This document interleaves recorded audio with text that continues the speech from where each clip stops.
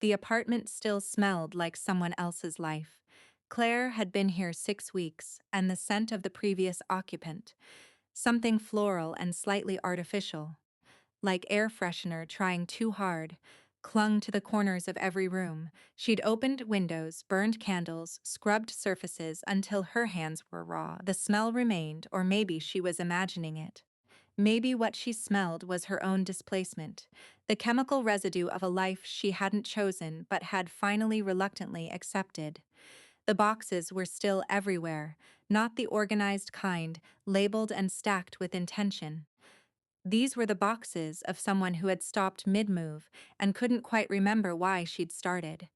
Some were taped shut. Some were open, their contents spilling out like thoughts she couldn't contain. A few had never been unpacked at all, just pushed against the wall in the bedroom, waiting for a day that never seemed to arrive. Claire sat on the floor of her living room, if you could call it that, this narrow rectangle of hardwood and bare walls, and stared at her phone. The call with Marcus had been 3 days ago. She'd rehearsed it, of course. In her head, in the shower, in the moments between sleep and waking when her defenses were low, and the words came easily. She'd practiced saying no in a way that sounded natural, reasonable, like something a normal person would say. She'd practiced not apologizing. She'd practiced the silence that would follow. The weight of it, the way it would feel to let him sit with her refusal, instead of rushing to fill the space with explanations he didn't deserve. None of it had gone the way she'd imagined. "You can't," Marcus had said. Not a question, not even a request. A statement of fact, as if the universe had already decided and she was merely the last to know. Claire had opened her mouth. The words had come out wrong, too soft, too hesitant, too much like an apology, even as she tried to stand her ground. "I can't this weekend. There are things I need to do here. The apartment isn't. Fine." He'd cut her off the way he always did, the way that made her feel like she was a child interrupting an adult conversation. "I'll figure something out." The line had gone dead before she could explain. She'd sat there afterward, the phone warm against her ear, and felt the familiar sinking in her chest, the feeling that she'd done something wrong, that she'd failed some invisible test, that whatever came next would be her fault, her burden to carry, her cross to bear for the crime of wanting her own life back. She'd thought about calling him back. She'd thought about texting. She'd thought about showing up anyway, the way she always did, the way that made things easier for everyone except herself. She hadn't done any of those things. She'd stayed on the floor of her half-empty apartment, surrounded by boxes that felt more like monuments to failure than containers of possibility, and she'd tried to remember what it felt like to say no without the aftermath. The memory of the last time she'd said yes was sharper than the memory of her refusal. Funny how that worked. The things she wanted to forget were the things her mind replayed in perfect detail, while the things she needed to hold on to slipped through her fingers like water. It had been 4 months ago. A Tuesday. She'd been in the middle of something. What? She couldn't remember now, which seemed like its own kind of indictment, when Marcus had called. "Emergency," he'd said, the word heavy with the weight of something that wasn't, technically, an emergency. "Marta's got a work thing. I'm in back-to-backs all day." And the nanny just quit. "Can you grab the kids from school? Just this once? Just this once?" Claire remembered the sound of her own voice saying yes. She remembered the way her stomach had clenched, the way she'd already been mentally rearranging her afternoon, her evening, her life to accommodate his needs. She remembered the way he'd hung up without saying thank you, without asking if she had plans, without acknowledging that she was doing him a favor, not fulfilling an obligation. She'd picked up Lily and Max from school. She'd fed them dinner.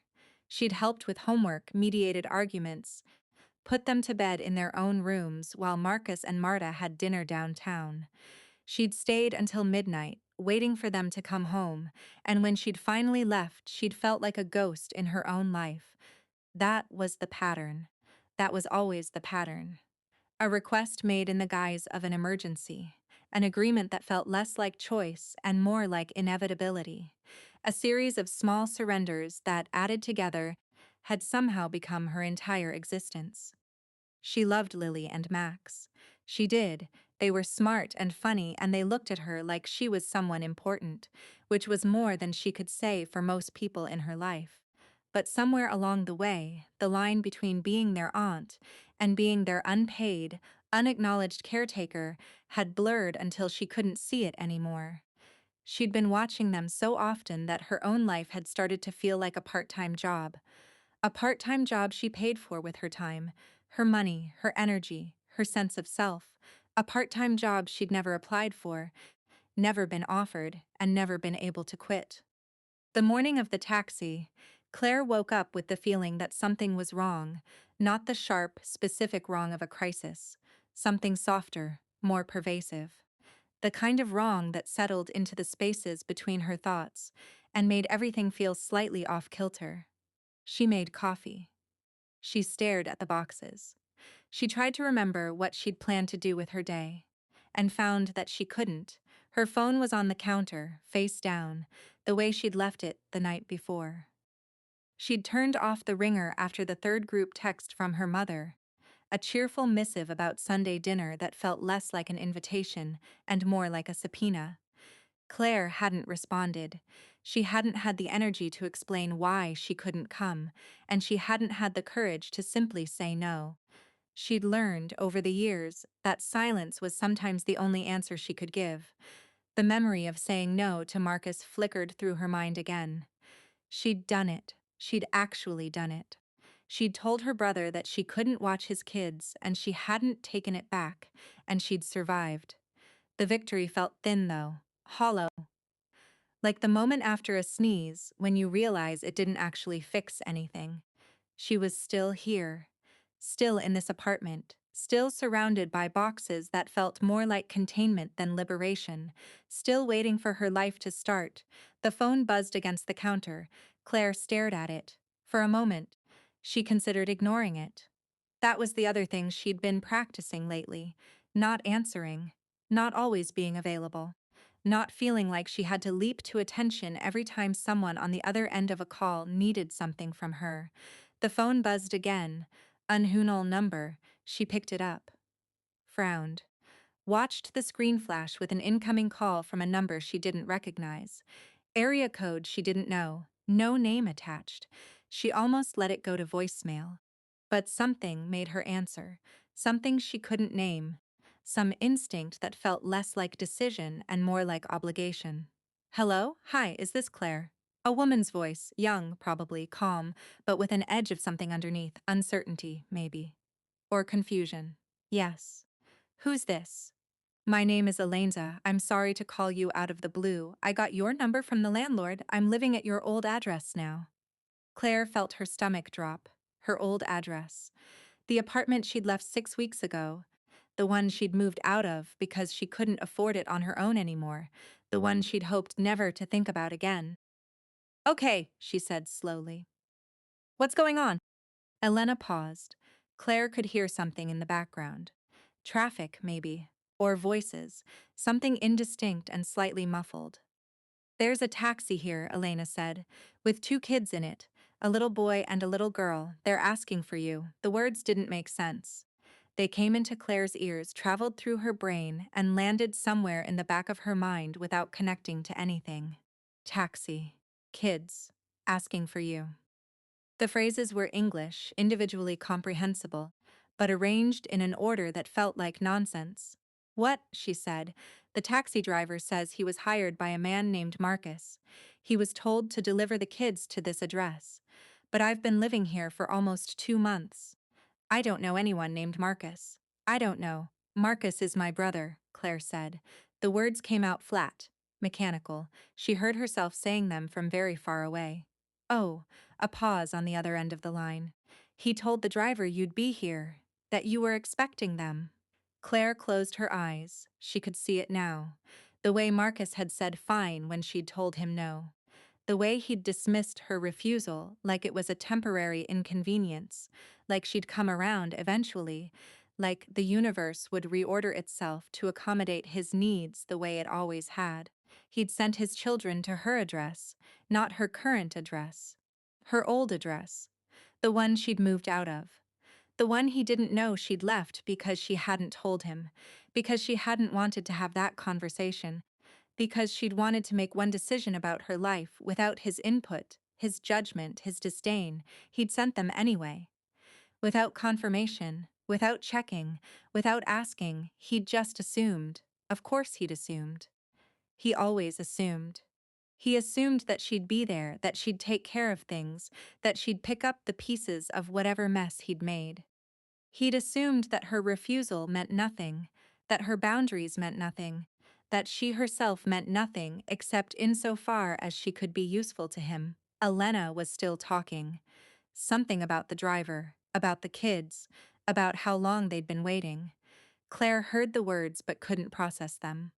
The only thing she could hold on to was the image of Lily and Max, sitting in a taxi outside an apartment they didn't recognize, waiting for an aunt who wasn't there. "Are they okay?" she asked. The question came out thinner than she'd intended, more desperate. "I think so," Elena said. "They're a little confused. The boy looks about 7 or 8 and the girl, maybe 4? The driver is still here. He doesn't know what to do. He keeps asking me if you're coming." Claire's mind raced. She could go there. She could leave her apartment, get in her car, drive across town, pick up the kids, take them somewhere safe. She could call Marcus, scream at him, tell him what he'd done. She stopped herself. That was the old pattern. That was the way things had always gone. Marcus would make a mess, and Claire would clean it up, and nobody would ever learn anything because nobody ever had to. "What did you tell the driver?" she asked. "I said I'd call you," Elena said. "That's all. I didn't want to. I mean, I don't know you. I don't know the situation. But there are children involved, and—" "You did the right thing," Claire said. "Calling me, that was the right thing." She was talking to herself as much as to Elena. She needed to hear it. She needed someone to tell her that the world wasn't collapsing, that she hadn't made a mistake, that saying no didn't make her responsible for everything that happened after. "I don't have your brother's number," Elena said. "The driver has it, I think. He's been trying to reach him, but there's no answer." Of course there wasn't. Marcus was probably in meetings, or ignoring his phone, or simply trusting that the universe would provide, that Claire would appear, that everything would work out the way it always did. "Okay," Claire said. "Here's what I need you to do." The instructions came to her one by one, like pieces of a puzzle slotting into place. She told Elena to take the children inside, to give them water, snacks, a place to sit, to keep them calm and comfortable until she could figure out what to do next. She told the taxi driver to stay put, to try calling Marcus again, to wait for instructions. She hung up the phone and sat in the silence of her apartment, staring at the boxes, the bare walls, the life she was still trying to build. For a long moment she didn't move. She could still do it. She could still drive across town, take charge of the situation, make everything better.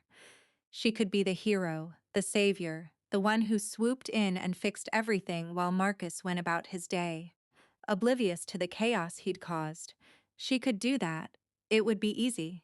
It would be familiar, but something in her chest resisted the impulse, something that felt like exhaustion or maybe wisdom, or maybe just the accumulated weight of years of being the one who always said yes.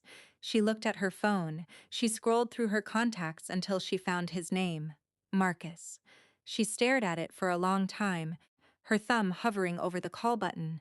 She didn't press it. Instead, she called Elena back. "The driver," she said. "Has he reached my brother yet?" "No," Elena said. Her voice was softer now, more careful. "He's been trying for 20 minutes. Voicemail every time." Claire nodded. She felt something shift in her chest, something that wasn't quite anger and wasn't quite relief. "Tell the driver to do whatever he thinks is appropriate," she said. "If he can't reach the parent, he should contact the authorities." Elena paused. "The authorities?" "He put his children in a taxi," Claire said, without checking where they were going, without confirming that anyone would be there. That's not, that's not something you're supposed to do. She was explaining it to Elena, but she was also explaining it to herself. This was wrong. What Marcus had done was wrong.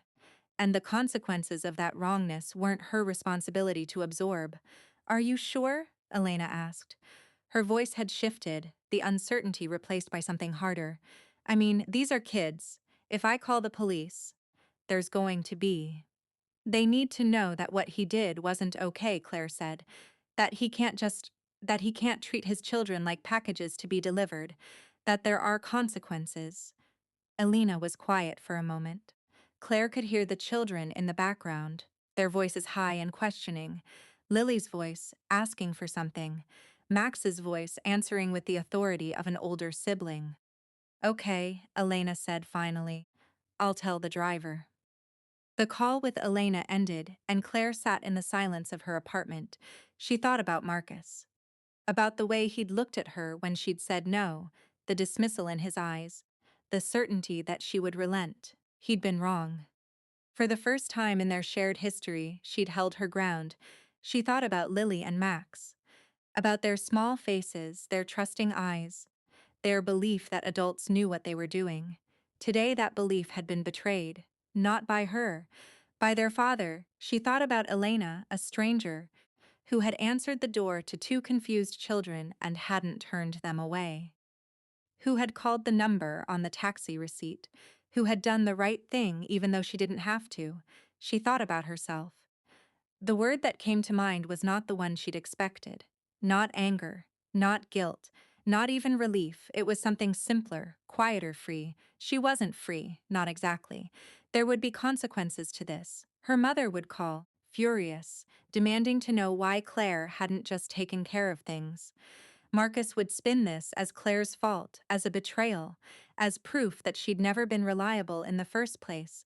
But for this moment, sitting on the floor of her half-empty apartment, surrounded by boxes that represented the life she was trying to build, Claire felt something she hadn't felt in a very long time. She felt like she'd done the right thing. The phone rang an hour later. Claire had moved to the couch, still in her pajamas, the coffee gone cold beside her. She'd been staring at the same spot on the wall for so long that the pattern had started to blur, and she hadn't been thinking about anything at all.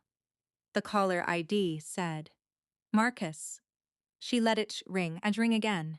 She waited for voicemail, listened to his voice ask her to leave a message, and hung up. A few minutes later, he texted, Where are my kids?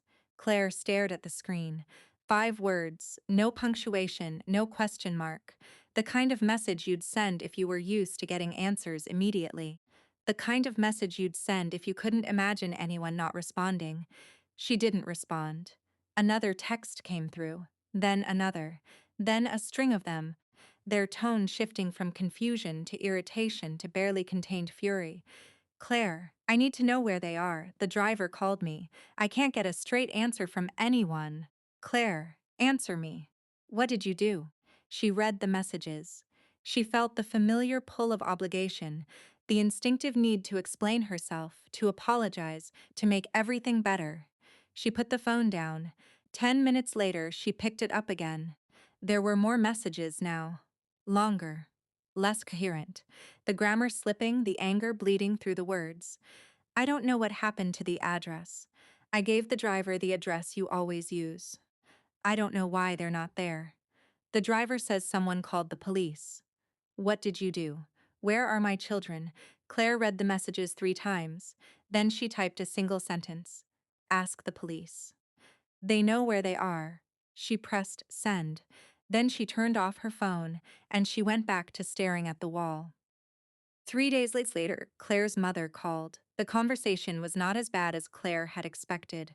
Her mother's voice was thin, careful, as if she were choosing her words with the precision of someone who had already been burned. Your brother is in a lot of trouble, she said. Claire said nothing. He's been told he can't see the children until there's a hearing. Social services is involved. Marta is a pause. Marta is not handling it well, Claire waited. Marcus says you set this up. That you were angry about something, so you called the police and made everything worse. I didn't call the police, Claire said. But you didn't stop it. Claire felt something twist in her chest. The old guilt, the old sense of responsibility, the feeling that she should have done more, should have fixed things, should have been better. I didn't stop it because I wasn't there, she said. He sent his children to an address that hasn't been mine for 2 months. He didn't check with me. He didn't ask. He just assumed. Her mother was quiet. He put them in a taxi, Claire continued, with a stranger, to a place he couldn't guarantee would be safe. And when I told him I couldn't watch them, he did it anyway. Your father would have handled it differently. Her mother's voice was barely a whisper. Dad would have told Marcus he was wrong, Claire said. Dad wouldn't have made it my job to fix things. Dad would have held him accountable. The line went silent. Claire had never spoken about her father like this, never compared Marcus to the man they'd both lost, never allowed herself to voice what she'd known for years. That Marcus had become the kind of person their father would have been ashamed of. She waited for her mother to argue, to defend Marcus, to tell Claire that she was being unfair, that family meant something, that you didn't turn your back on your own blood. Marcus has to face the consequences, her mother said finally. That's what your father would have said. Claire closed her eyes. Are you going to see the children? She asked. Not yet, her mother said. Marta's not. She's not ready for visitors, and the social workers said it'd be best to give them space for now. Claire nodded, even though her mother couldn't see her. Claire, yes? Did you know? When you said no to watching them, did you know this would happen? Claire thought about the question, thought about the years of saying yes, the years of being available, the years of absorbing Marcus's carelessness without complaint. No, she said. I just knew I couldn't say yes anymore.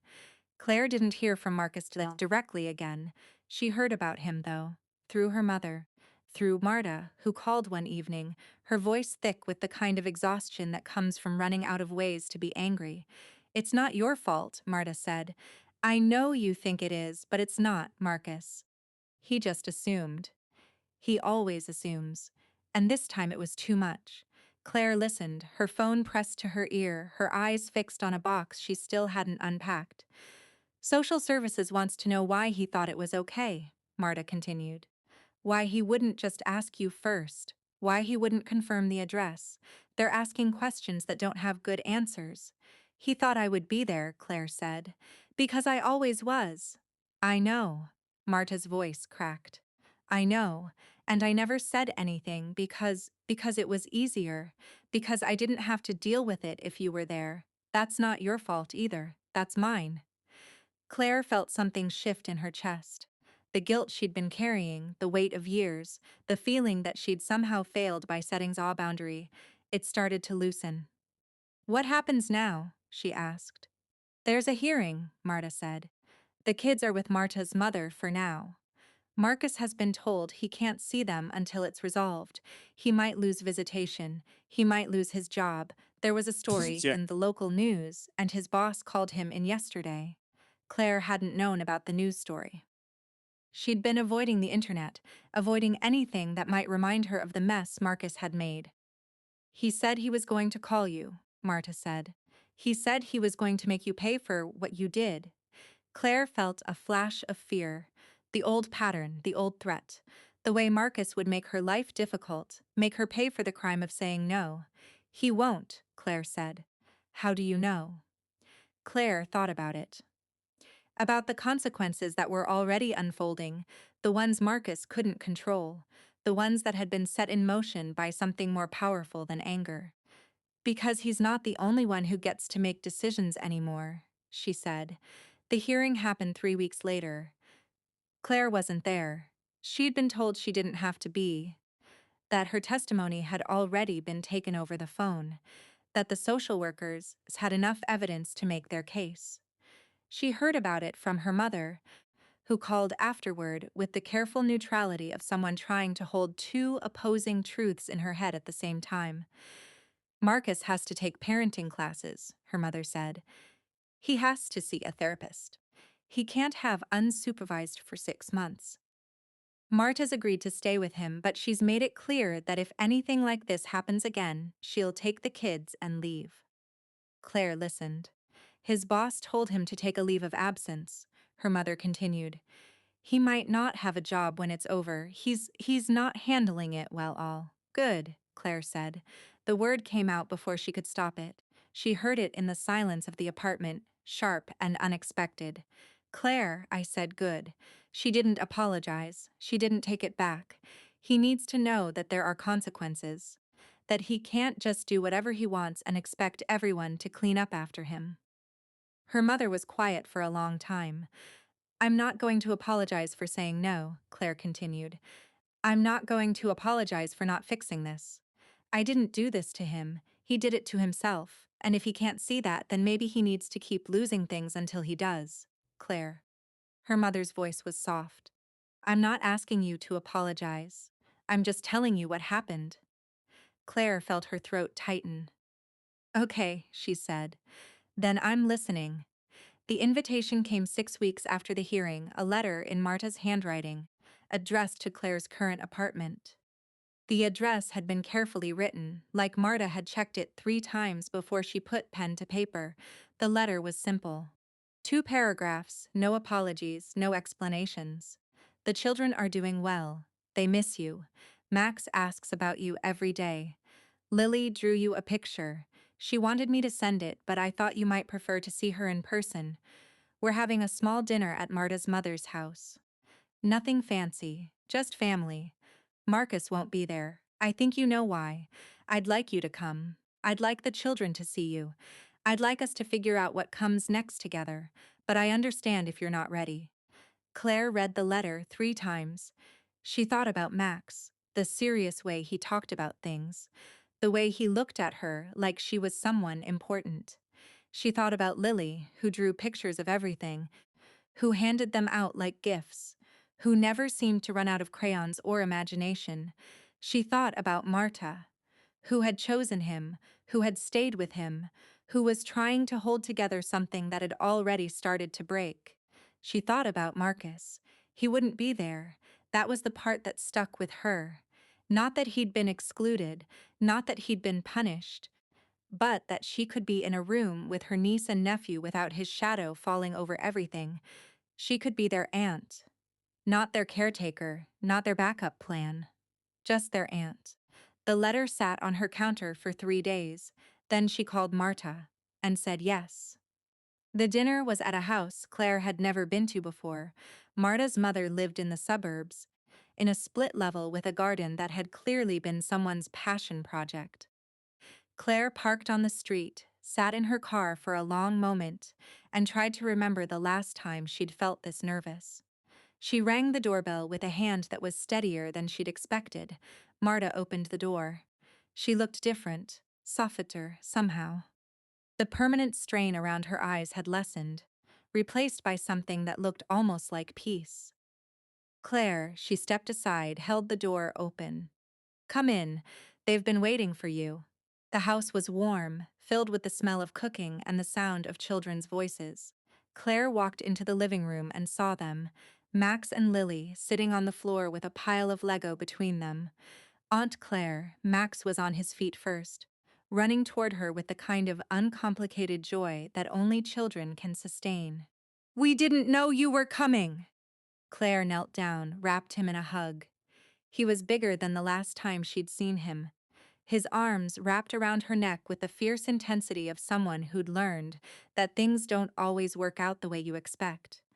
Lily came next, smaller and more hesitant, clutching a piece of paper in her tiny hand. I drew you a picture, she said. It's a rainbow, with cats. Claire took the paper carefully, examined the faded crayon lines with the seriousness the moment deserved. It's beautiful, she said. Thank you for making it for me. Lily beamed. Max was already tugging at her hand, pulling her toward the Lego.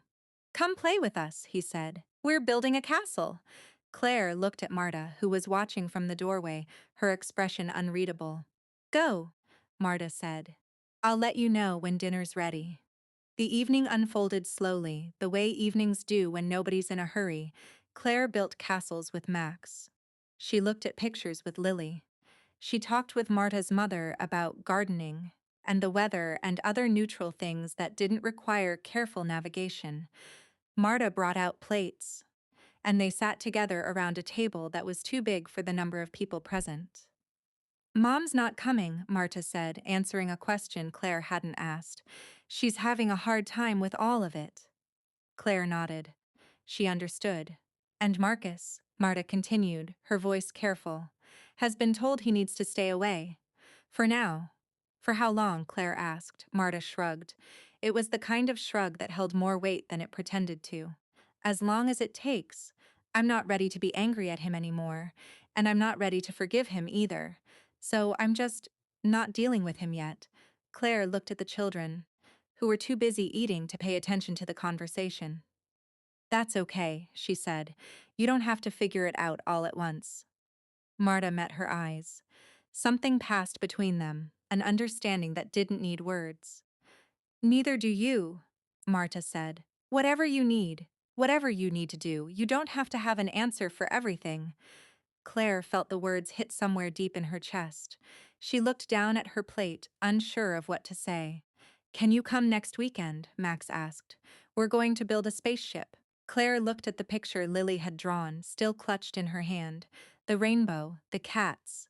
The world as a child saw it, simple and colorful and full of possibility. I'd like that, she said. The drive home was quiet. Claire didn't turn on the radio. She didn't call anyone. She just drove, her hands steady on the wheel, her mind somewhere far away. She thought about Marcus. She didn't know if she'd ever speak to him again. She didn't know if she wanted to. She knew only that the question no longer kept her awake at night. She thought about her mother, who had called after the hearing to say she was proud of Claire, a phrase that had never been uttered before in their shared history. It had felt strange to hear, like a foreign language she couldn't quite understand. She thought about Lily and Max, who would grow up knowing that their father had failed them, and that their aunt had been there when it mattered. She thought about the word consequences, how it meant something different now than it had 3 months ago, how it meant something that had happened, and something that was still happening, and something that might never stop happening. She pulled into the parking lot of her apartment building, turned off the engine, and sat for a moment in the silence. The apartment was still half unpacked. The boxes were still there, waiting for a day that might not come, but something had shifted. She went inside, closed the door behind her, and looked at the space she'd made for herself. It wasn't much, it wasn't perfect. It was hers. The old address, the one Marcus had sent his children to, was no longer hers. She had moved on. She had left that place behind, and in the space between leaving and arriving, she had become someone else. Not triumphant, not vindicated, not free in the way people meant when they used that word, just alive in a way she hadn't been before. The phone buzzed on the counter. A text from Marta.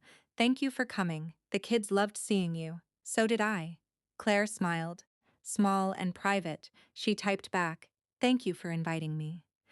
Next Saturday, spaceships. She put the phone down. She looked at the boxes, the bare walls, the life she was still building, and she began to unpack.